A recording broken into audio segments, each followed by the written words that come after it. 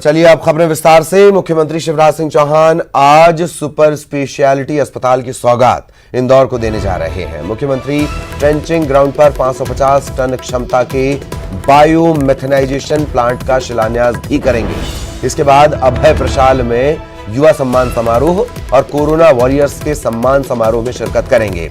CM Sanwer में पानी की टंकी का भी लोकार्पण करेंगे। इसके साथ ही 85 करोड़ से ज्यादा के कई विकास कार्यों का भूमि पूजन करेंगे।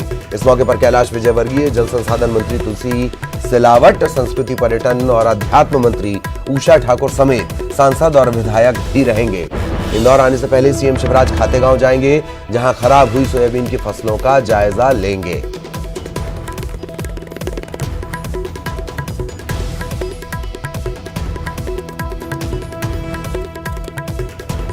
सहयोगी अनुराग हमारे साथ जुड़े हुए हैं, सीधा उनके पास आपको लिए चलेंगे। अनुराग, पूरी जानकारी विस्तार से। इंदौर को सौगात भी मिलेगी, इसके अलावा भी बताएं क्या कुछ कार्यक्रम रहने वाला है सीएम साहब का।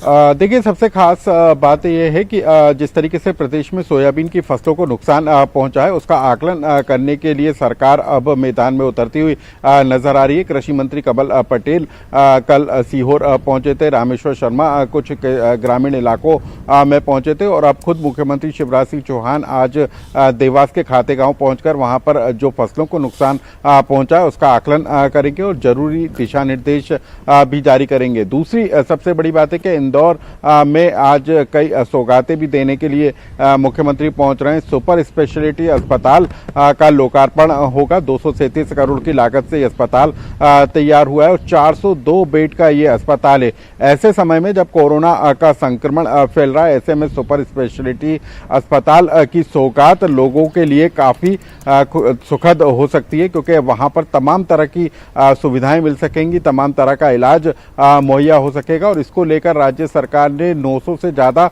पदों को भी मंजूरी दी है। तो कुल मिलाकर एक बड़ी सौगात जो है इंदौर वासियों को मिलेगी। इसके अलावा सांवेर में भी करोड़ों रुपए के विकास कार्यों का आज भूमि पूजन होगा। मुख्यमंत्री शिवराज सिंह चौहान और बीजेपी के तमाम बड़े नेता इस कार्यक्रम में मौजूद रहेंगे। तुलसीराम सिलावट भी इस कार्यक्रम में मौजूद रहेंगे। सांवेर सीट पर उपचुनाव होना है और ऐसे में उससे पहले राज्य सरकार जो है सांवेर की जनता को फील गुड का एहसास कराना चाहती है और यही कारण है कि करोड़ों रुपए के काम को वहां पर आज भूमि पूजन किया जाएगा। इसके अलावा इंदौर में कई कार्यक्रम होंगे। युवा सम्मान कार्यक्रम होगा जिसमें मुख्यमंत्री शामिल होंगे। चलिए, बहुत बहुत शुक्रिया आपका अनुराग, इस तमाम जानकारी के लिए। सहयोगी अनुराग हमारे साथ जुड़े हुए थे। खबर भोपाल से, कांग्रेस का एक दल आज दतिया जाने वाला है। 5 सदस्यों का यह दल कार्यकर्ताओं की शिकायत सुनेगा। कार्यकर्ताओं के खिलाफ दर्ज हो रहे मुकदमों को लेकर यह प्रदर्शन होगा। पुलिस पर कार्यकर्ताओं को झूठे मुकदमे में फंसाने का आरोप लगाया गया है। अजय सिंह, सज्जन सिंह वर्मा, गोविंद सिंह, नर्मदा प्रसाद प्रजापति, कमलेश्वर पटेल, ये तमाम लोग यहां पहुंचेंगे और कार्यकर्ताओं पर जो झूठे मामले दर्ज किए जा रहे हैं, यह ऐसा आरोप है कांग्रेस का। ऐसे ही आरोप बीजेपी भी लगाती थी जब कांग्रेस की सरकार थी। तो आज कांग्रेस की टीम यहां पहुंचने वाली है। लंबे समय से लाखों रुपए के बिजली बिल का भुगतान नहीं करने वाले संस्थान कंपनियों पर सरकार का डंडा चला है। ऊर्जा मंत्री प्रद्युम्न सिंह के आदेश पर खुद डबरा में मंत्री के भाई के क्रशर प्लांट का बिजली कनेक्शन काट दिया गया। ऊर्जा मंत्री के भाई की कंपनी बिलौआ के ऋतुराज स्टोन क्रशर की बिजली काट दी गई है। कंपनी पर 95 लाख रुपए का बिल बकाया था। सिर्फ बिजली नहीं काटना चाहिए, ये पूछना चाहिए कि 95 लाख तक बिल पहुंच कैसे गया। जांच होनी चाहिए।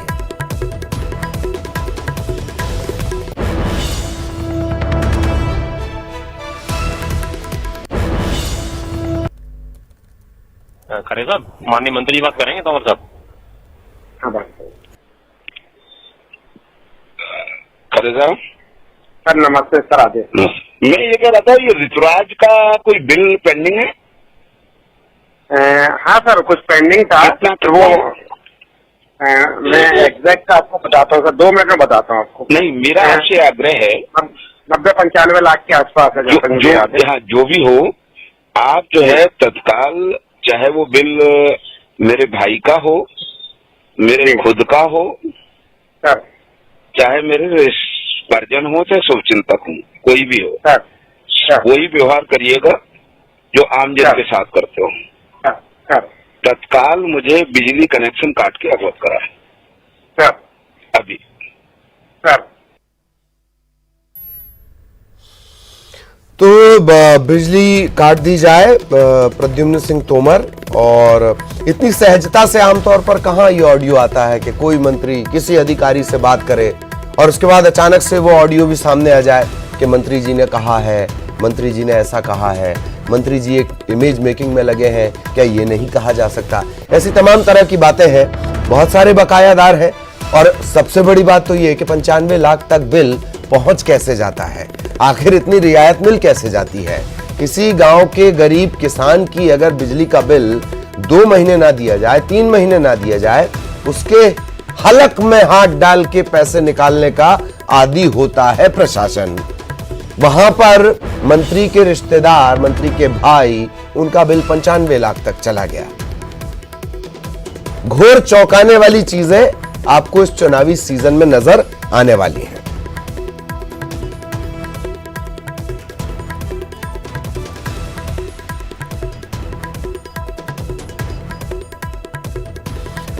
सहयोगी सुशील इस वक्त हमारे साथ जुड़े हुए हैं।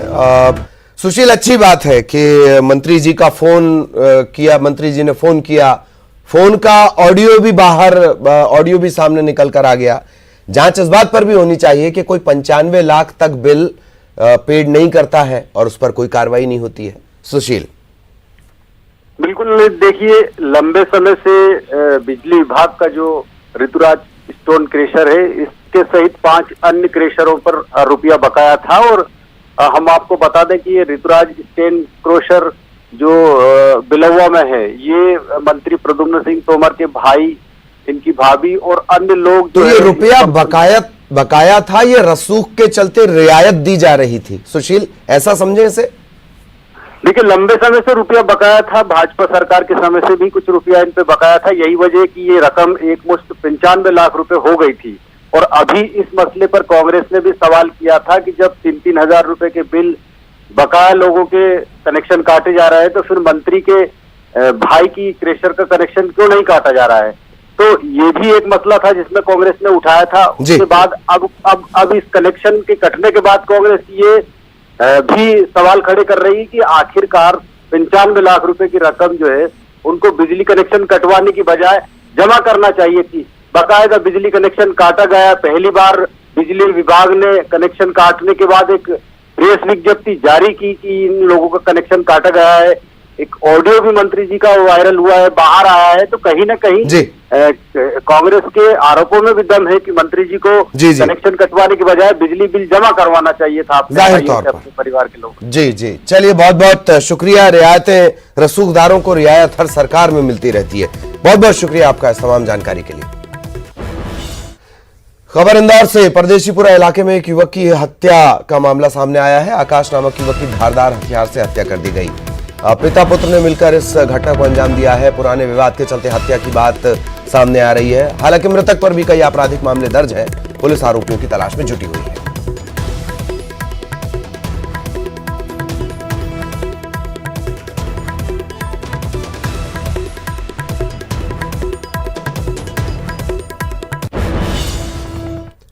और यहां रुकेंगे एक ब्रेक के लिए। के बाद आपका स्वागत है। शिक्षा के अधिकार कानून के तहत जबलपुर जिले में करोड़ों का घोटाला किया गया। जिले में हुए इस बड़े घोटाले की गूंज भोपाल तक भी पहुंची, लेकिन आज तक किसी के खिलाफ कोई ठोस कार्रवाई नहीं हुई।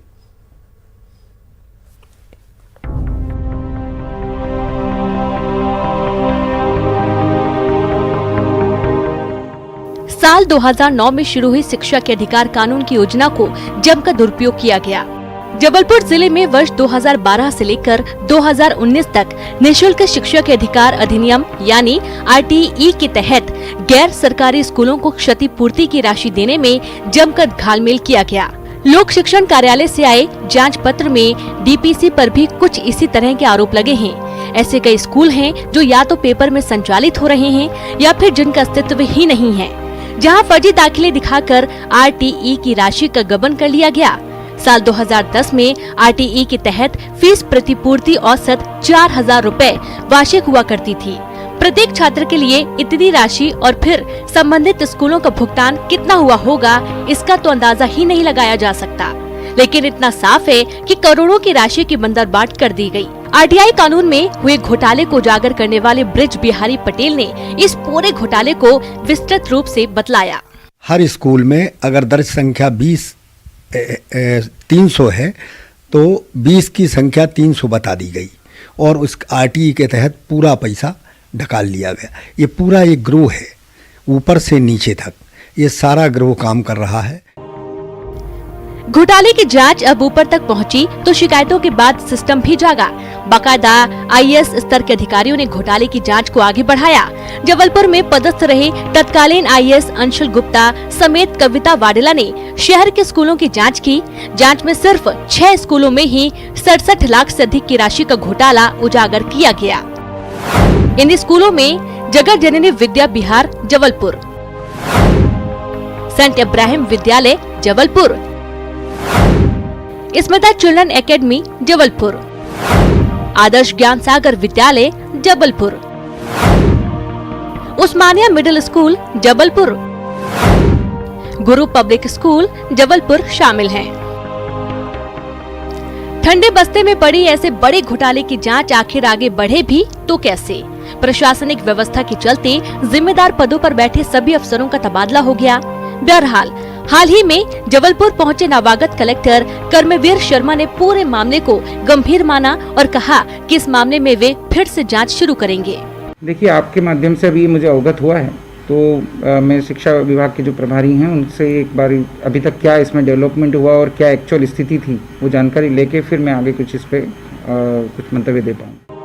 वहीं शिक्षा मंत्री इंदर सिंह परमार ने साफ कर दिया कि 2 जिलों से अब तक फर्जीवाड़े की शिकायतें मिली हैं, जिसकी जांच के निर्देश कलेक्टर को दे दिए गए हैं।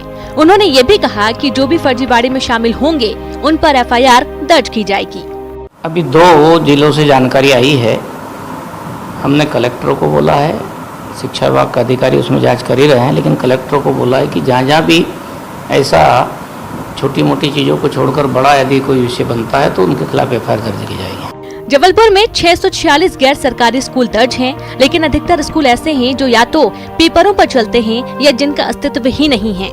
ऐसे में मात्र आधा दर्जन स्कूलों की जांच रिपोर्ट में जब 67 लाख के गबन का मामला उजागर हो चुका है तो समझिए कि जब 696 स्कूलों की जांच की जाएगी तो घोटाला कितना बड़ा हो सकता है। बड़ी बात यह है कि तमाम शिकायतों और घोटालों के उजागर होने के बाद भी किसी जिम्मेदार पर आज तक कोई कार्रवाई नहीं हुई। जाहिर है इसके पीछे कई बड़े चेहरे शामिल हो सकते हैं। प्रतीक मोहन अवस्थी, न्यूज़ 18 जबलपुर।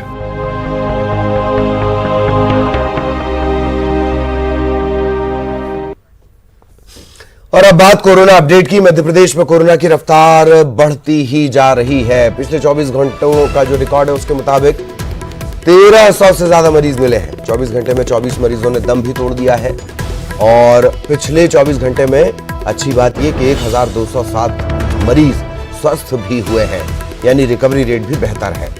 पॉजिटिव जो संक्रमण का आंकड़ा है शुरुआत से लेकर अब तक का वो पहुंच चुका है 58,181।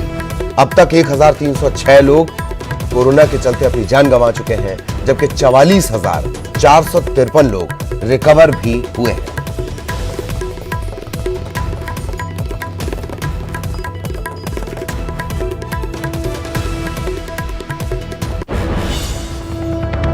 और इसी के साथ इस बुलेटिन में इतना ही। नमस्कार।